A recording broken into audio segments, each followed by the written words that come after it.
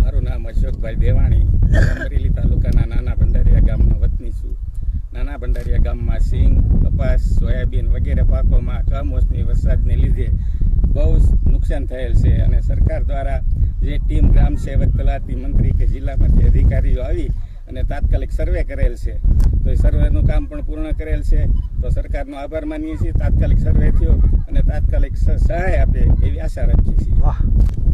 મારું નામ કંચનબેન યુ સાંગાણી, ગ્રામ સેવક મોટા આકડિયા. એમની નીચે આ ગામ આવે છે નાના ભંડારીયા ગામ, જેમાં અતિભારે વરસાદ થયેલ. એમાં ખેતીવાડી અધિકારી તરફથી જે અમને લોકોને સૂચના આપવામાં આવી કે સર્વેની કામગીરી હાથ ધરવાની છે, એમાં અત્યાર સુધીમાં ખેડૂતોને સાથે રાખી અને સર્વેની કામગીરી પૂર્ણ કરેલ છે અને રોજકામ પણ સાથે કરેલ છે. નમસ્કાર, મારું નામ ડામોર વિકાસ ગુણવંતરાય, મદદનીશ ખેતી નિયામક અમરેલી જિલ્લા પંચાયત ખાતે ફરજ બજાવું છું. અને હાલમાં તાજેતરમાં અમરેલી જિલ્લાના વિવિધ તાલુકાઓમાં હવામાન પલટાને કારણે જે કમોસમી વરસાદ કહી શકાય, તારીખ 26/10થી લઈને 30/10 દરમિયાન પડેલા વરસાદના કારણે ખેડૂતોના ખરીફ ઋતુના મહત્તમ પાકને અસરગ્રસ્ત તેમજ નુકસાનગ્રસ્ત થયેલ હોય તેનું વ્યાપક પ્રમાણમાં જોવા મળેલ છે, જેના અહેવાલો પણ અત્રેને મળેલ છે.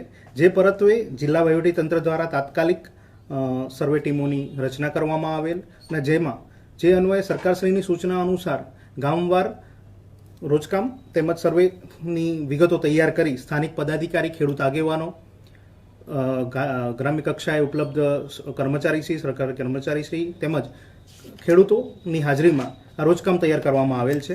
અને જેની કુલ અમરેલી જિલ્લાના 626 ગામોનો તેમાં સમાવેશ કરવામાં આવેલ છે.